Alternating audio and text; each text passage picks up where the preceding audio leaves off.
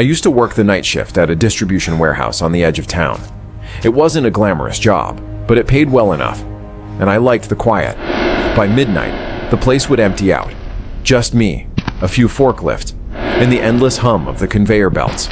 I'd put in my earbuds, move pallets, and let the hours disappear. Everything was fine until one night when the power went out for the first time. Total darkness.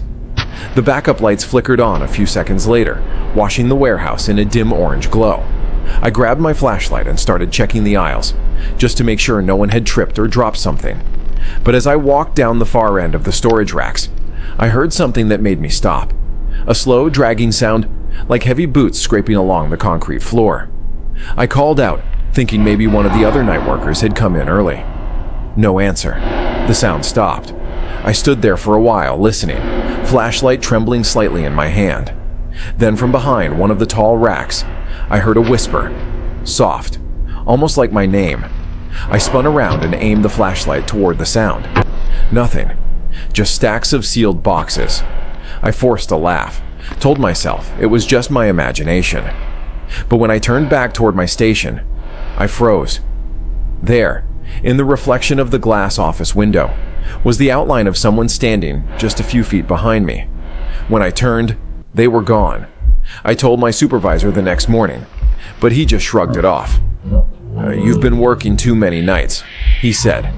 Maybe he was right. I tried to forget about it. But the next few weeks, small things started happening. Tools left in different places. My coffee mug moved to the far end of the table, a soft humming sound echoing through the aisles, even when the machines were off. One night, as I was clocking out, I checked the surveillance feed, something I never did. The monitors were grainy, showing each section of the warehouse in black and white. I fast-forwarded through my shift, watching myself move around, just for the fun of it. But halfway through, I saw something I'll never forget. For almost 2 hours, there was a second figure in the frame. Tall, motionless, standing in the corner near aisle 7, just watching. I never saw it move, never saw it leave. But every night after that, no matter which camera angle I checked, it was there. Always in a different spot, always facing the direction where I was working. When I asked to switch to the day shift, my boss didn't even hesitate. He said, "You're not the first one to ask." I never went back at night. But sometimes, when I drive past the warehouse on my way home, I still see one light on inside, flickering slowly, deep in aisle 7.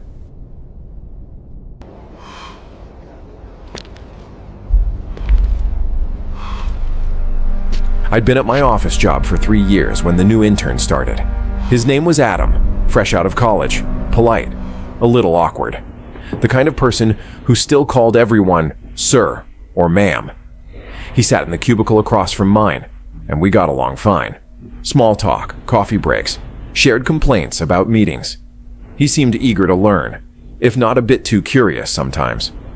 The first strange thing he did was remember details I hadn't told him.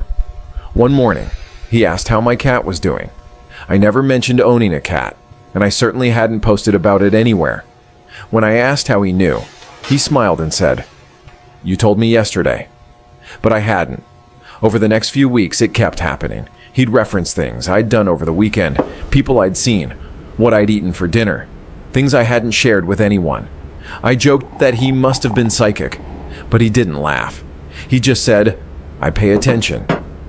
One Friday, I came in early to catch up on a deadline. The office was silent, the lights still half off. When I turned on my monitor, I noticed something strange, an open folder on my desktop titled Memories. I didn't create it. Inside were dozens of photos, screenshots from my social media, my apartment, my family, even my cat. Some of them weren't even from online. One was a photo of me sleeping on my couch, taken from the window outside. My chest went tight. I unplugged my computer immediately and ran to security. But when I brought them back, the folder was gone, completely erased.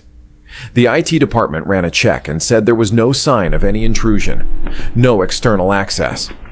They said it must have been a glitch. That Monday, Adam didn't show up. HR said he quit suddenly. No notice, no contact. When I went to his cubicle to grab some of his things, I noticed a small USB drive plugged into the back of his monitor. I turned it over, and there was a single word scratched into the plastic.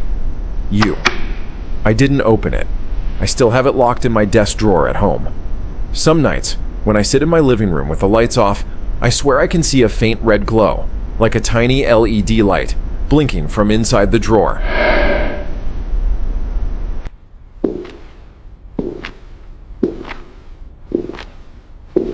When I started at the law firm, I was assigned to the 12th floor, a quiet level that always felt colder than the others. There was one office down the hall that was always locked. Frosted glass, brass nameplate, lights never on. I assumed it belonged to some partner who'd retired or transferred. My first week there, I asked about it during lunch. Everyone went quiet. Finally, one of the senior paralegals said softly, "That's Mr. Lauren's office. Just don't go near it." When I asked why, she only said, "He left suddenly." The firm had been around for decades, and everyone talked about Mr. Lauren like he'd been a legend. Brilliant, meticulous, but obsessed with his work. One day, he just stopped showing up. No notice, no resignation. The office was sealed the next morning, and nobody had been in it since. One night, I stayed late to finish a brief. The building emptied out, the lights dimmed automatically, and I was the only one left. Around 11 p.m., I heard something, a faint tapping sound coming from the end of the hallway. At first, I thought it was the air vents or pipes, but then it turned into a steady rhythm, like someone knocking, slow and deliberate, from inside the locked office. I walked over, my footsteps echoing in the dark hall. The knocking stopped the moment I got close. I called out softly, "Hello?" Nothing. Then, from behind the frosted glass, I saw movement, a shadow crossing the light that shouldn't have been there. I backed away slowly, heart racing. But just as I turned to leave, I heard my name, clear as day, whispered through the door. The next morning, I told my manager. He looked tired and just said, "You worked too late." That floor does things to people. I wanted to believe him, but the memory of that voice haunted me. A few nights later, I came in early to grab a file I'd forgotten. The sun was just coming up, and the light hit the frosted glass of that locked door perfectly. For the first time, I could see what was behind it. A desk, paper scattered, a chair turned toward the window, and sitting in that chair was the faint outline of a man, head tilted slightly, as if waiting. The firm moved me to another floor after that. The office is still locked, still sealed, and I never asked again. But every time I take the elevator past the 12th floor, my phone buzzes once. No call, no message, just a short vibration. We spend so much of our lives at work, surrounded by screens, routines, and faces we barely know. We convince ourselves that offices and warehouses and long hallways are just empty spaces when the lights go out. But sometimes, the energy of those places, the late nights, the secrets, the things left unfinished, lingers longer than we do.